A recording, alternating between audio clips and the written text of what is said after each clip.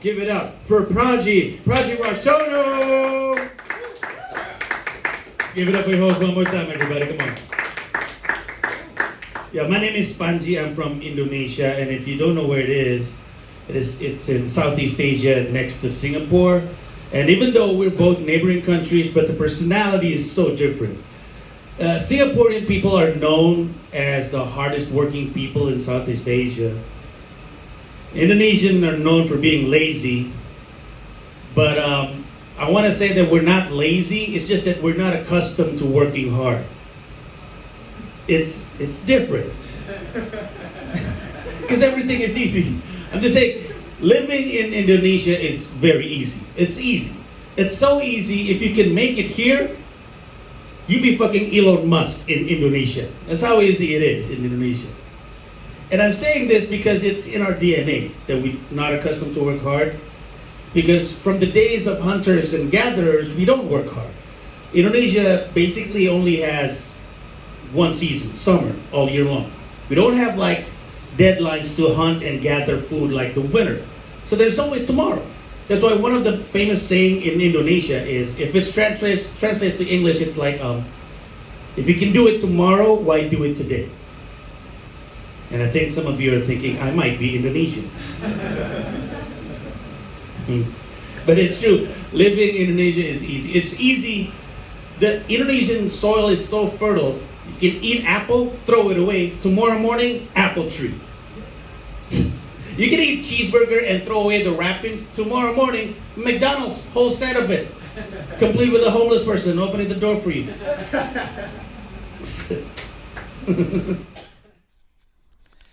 Terik sekali.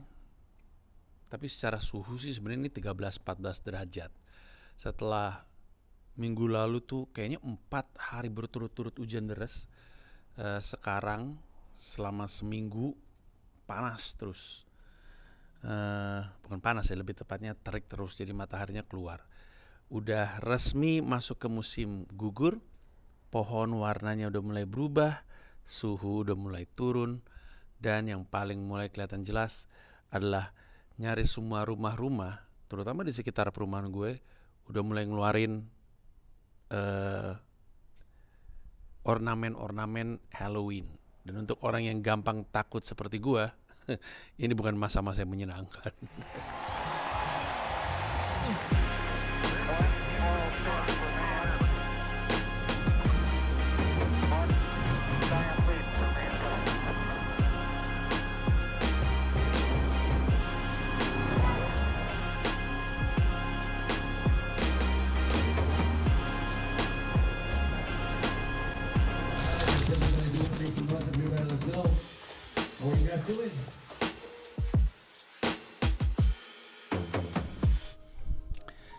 Oke, ini minggu yang penuh dengan kegiatan, baik itu kegiatan yang sifatnya kerjaan maupun yang sifatnya hiburan.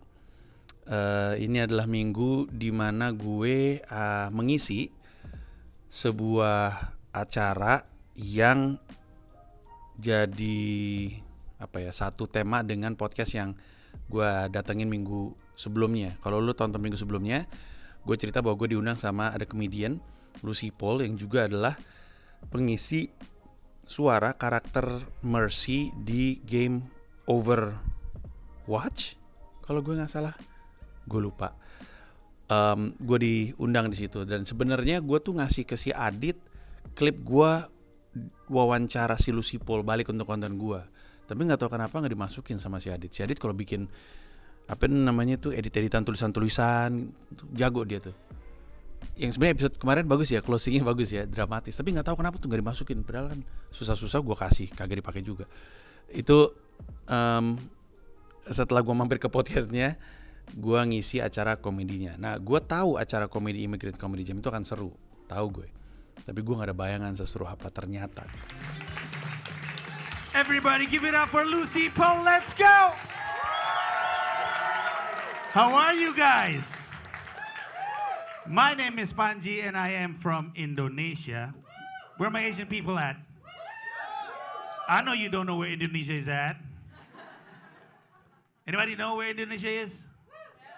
Really? You guys know Bali though? There you go.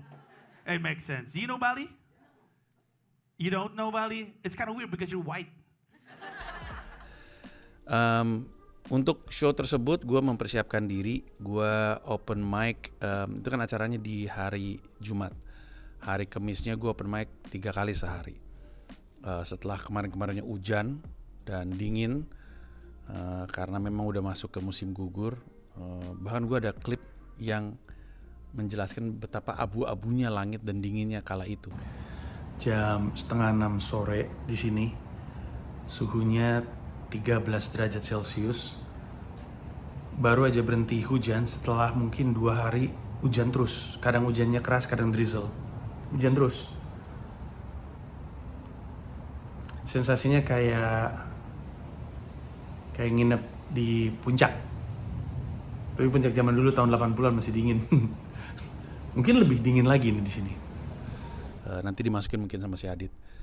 Tapi gue akhirnya ketemu hari yang cerah sehingga bisa keluar dan melakukan open mic hari Kamis tuh. Hari Kamis gue open mic 3 kali karena gue pengen persiapannya matang banget.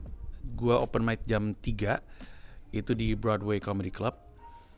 Menuju ke situ karena gue tahu deket banget sama Warkop NYC, gue mampir dulu ke Warkop NYC. Gue beli Indomie goreng 10 sama Indomie rebus 10 buat gue bawa pulang ke rumah. Udah pada lama gak makan itu. Habis itu gue beli teh botol. Terus udah gitu gue jalan open mic. Nah open mic-nya juga menyenangkan. Yang jalanin comedian Spanish namanya Audrey Mora.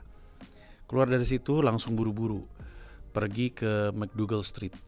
McDougal Street adalah jalan yang sangat stand up comedy. Terus gak jauh dari situ di Bleecker Street, masih di Greenwich Village. Gue open mic di tempat namanya adalah The Comedy Shop, yang latar belakangnya bata expose hitam. Salah satu tempat yang latar belakangnya gue suka. Dari situ gue lari-larian lagi, naik kereta subway untuk ke daerah tengah Manhattan, turun di 42nd Street, terus jalan menuju 44th Street untuk open mic di Producers Club Theaters. Open mic ketiga hari ini masih nguntang-atik kalimatnya, masih nguntang-atik joke-nya, tapi makin lama makin percaya diri. Jadi kita lihat setelah yang ketiga rasanya kayak apa. Mike Dap NYC bikin open mic tiap hari Rabu dan tiap hari Kamis. Open mic di situ. Nah dari set ke set lain, gue mencoba untuk lebih tenang dan ngoprek gitu. Lu kalau misalkan member YouTube gue, lu kan lihat itu yang gue maksud. Mungkin ada di Menjadi Lucu episode 50-an akhir deh kayaknya deh. Mungkin 58, 59, 60, 61, 62 sekitar segitulah. Dimana gue bawain set yang sama tapi dari tempat ke tempat tuh makin numbuh. Nah itu yang sebenarnya dicari dari open mic. Untuk yang nggak tahu apa yang gue omongin, makanya lu jadi member dulu. Lu akan lihat bahwa ada 3 jenis membership, ada yang 30.000, 125.000, 1,5 juta. Masing-masing punya manfaat sendiri-sendiri. Tapi dari yang 30.000, lu udah bisa mengakses semua video gue stand up di New York, baik yang open mic ataupun yang show. Terus setelah itu gue pulang malam-malam, dan gue paling khawatir gue pulang malam-malam, apalagi nanti gue coba kasih lihat ya, di dekat rumah gue tuh ada orang yang ornamen Halloween-nya itu ngegelantungin tengkorak ke pohon di pinggir jalan. Mana kalau di Amerika ini ada motion sensor. Jadi kalau misalkan lu ngelewatin depan rumahnya, lampunya nyala tiba-tiba. Antara untuk ngagetin gembel atau ngagetin kriminal, atau untuk yang punya rumah ketika pulang terang, tapi tidak harus selalu terang karena boros listrik. Jadi lu mesti bayangin gue jalan gelap-gelapan, nggak ada lampu jalan, tiba-tiba lampu rumahnya nyala, pas gue nengok ada tengkorak. Yang gini-gini yang bikin malas pulang malam-malam nih.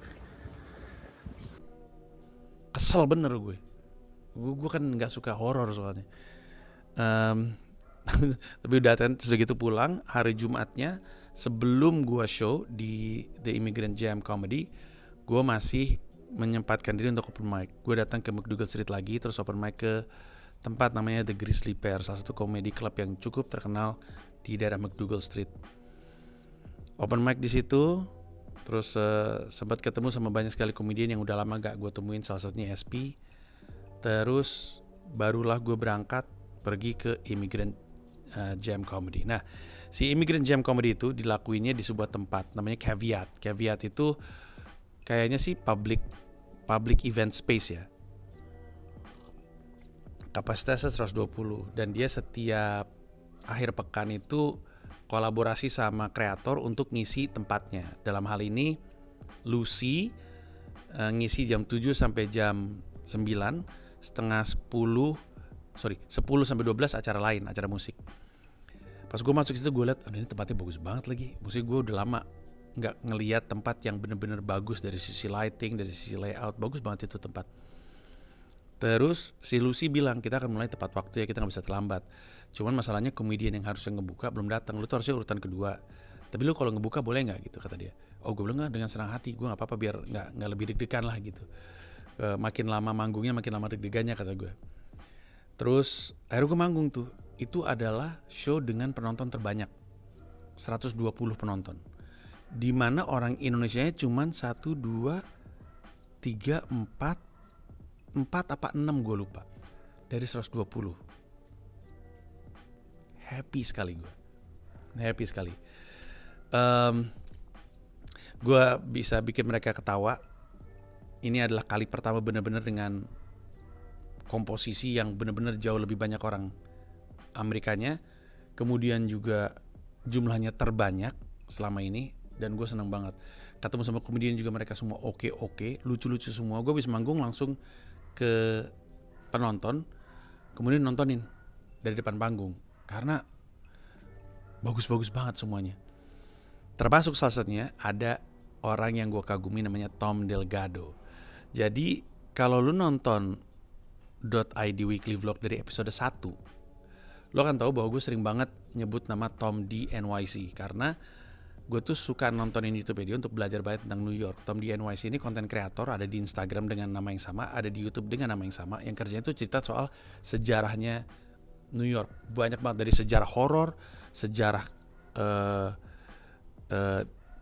apa ya, kayak ada kaitan sama politik, ada kaitan sama ekonomi. Bagus-bagus banget kontennya. Jadi emang dia komedian, tapi dia emang senang sejarah. Nah, gue ketemu tuh sama dia karena dia pacarnya Lucy kan. Terus gue bilang, oh gini tuh rasanya. Gue bilang gitu, rasanya apa kata dia. Rasanya nontonin orang selama ini di YouTube, terus udah gitu orangnya ada di depan langsung kata gue. Karena biasanya orang ngomong gitu ke gue, oh biasanya saya nonton di YouTube akhirnya ngeliat Bang Panji secara langsung, aneh banget nih gitu. Gue akhirnya ngerasain hal yang sama. Biasanya nontonin dia di YouTube, gue follow dia di Instagram, jadi hampir setiap hari, setiap minggu tuh gue nontonin konten-kontennya dia. Jadi ngelihat dia di depan tuh kayaknya aneh banget dah ada dia di depan gue. Terus gue bilang, gue pokoknya katro lah gue di depan dia tuh katro banget, malu lah gue kelakuan kayak apa ya, kayak ya malu lah gitu. Karena gue bikin tipikal orang yang kalau ngelihat orang yang gue kagumi terus gue berani datengin terus gitu, boleh minta foto nggak bisa tuh gue kayak gitu. Makanya gue cukup mengagumi orang-orang yang berani nyamperin gue, bang boleh foto nggak gitu. Cukup kagum gue, karena gue nggak bisa kayak gitu. Gue tipikal orang kalau ngelihat misalnya gitu ya ada Chris Rock, anjing Chris Rock gitu. Kalaupun dia di depan gue, nggak berani gue nyamperin, takut ganggu. Kalau gue mah gitu. Terus dia ngajakin gue untuk ngisi show-nya dia di November dan gue nggak sabar untuk ngisi acara tersebut.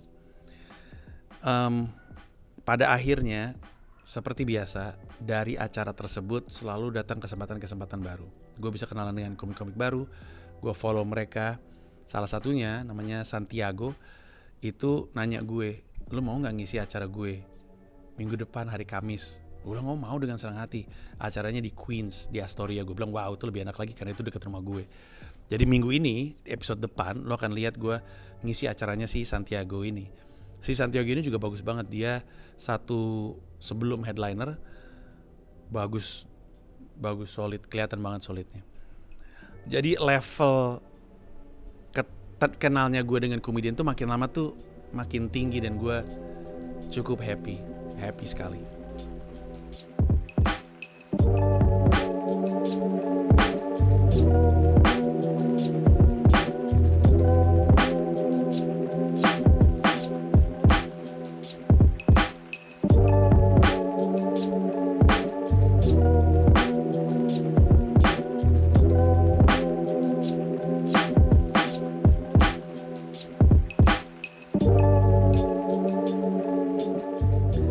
Setelah itu gue pulang, lalu besoknya di hari Sabtu gue melakukan sesuatu yang juga menyenangkan. Gue nonton Chris Rock.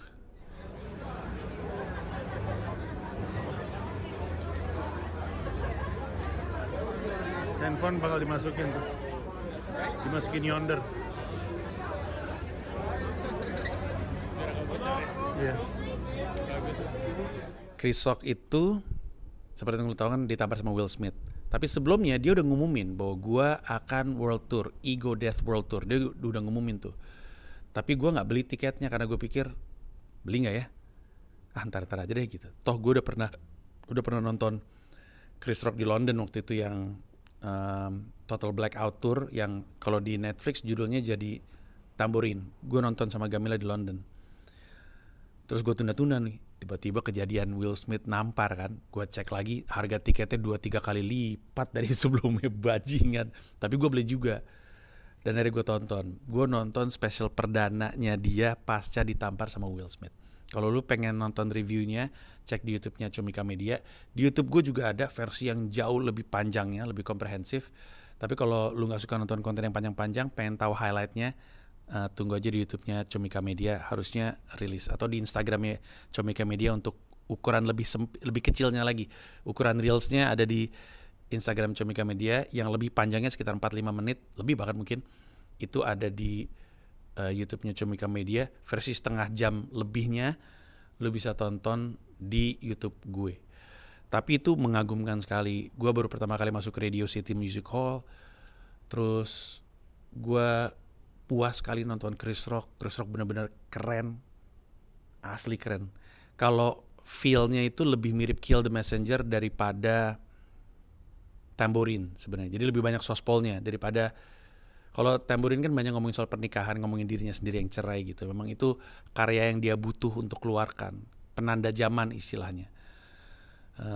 Tapi yang ini dia balik lagi kayak sebelumnya. Asli keren. Nanti lu tungguin aja di Netflix. Gue nonton berdua sama temen gue Robby yang suka bantuin gue. Dia kadang-kadang nongol juga di YouTube .id Weekly Vlog. Besoknya gue sama Dipo pergi ke New York Comic Con. Jadi kita kan mau ke New York Comic Con. Are you excited about it? Yeah. What do you know about New York Comic Con before? I know anything. Saya cuma tahu itu ada banyak orang pakai kostum, terus creators pada di situ. You get to meet and greet with creators, actors.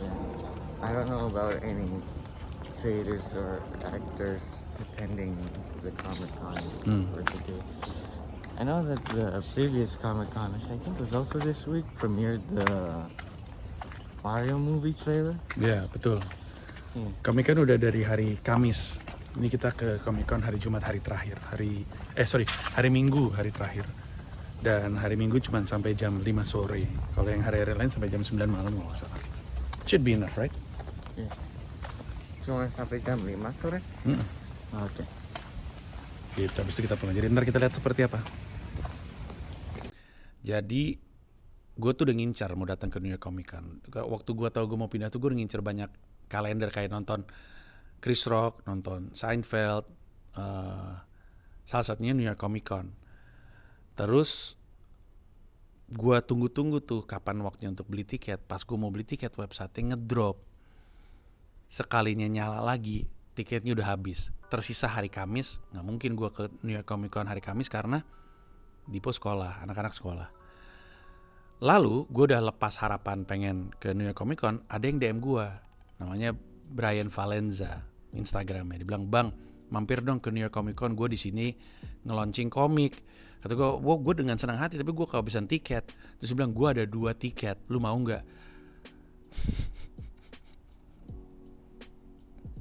Rezeki anak agak soleh. Shira gue tawarin nggak mau. Akhirnya gue berdua Dipo untuk berangkat ke sana.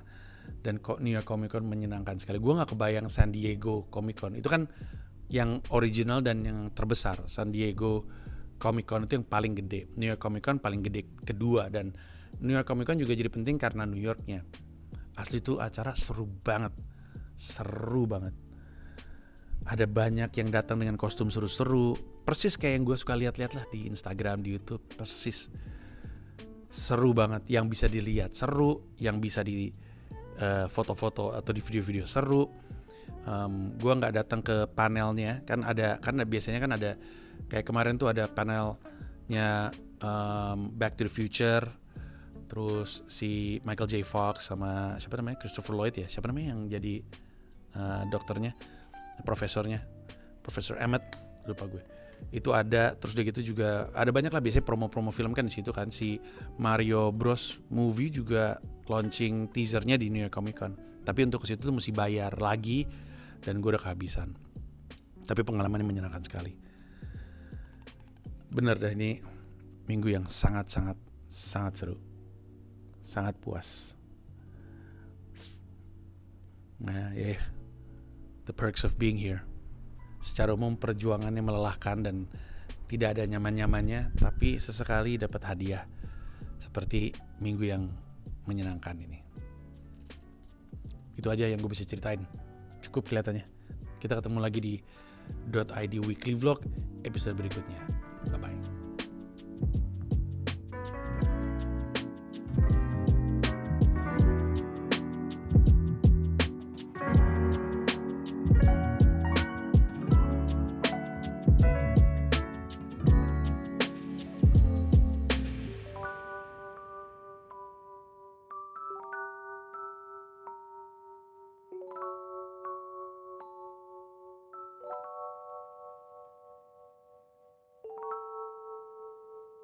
Terima kasih udah nonton video ini dan juga terima kasih udah subscribe kanal YouTube gua. Gua mau ngasih tahu bahwa gua membuka YouTube membership dan ada 3 jenis penawaran.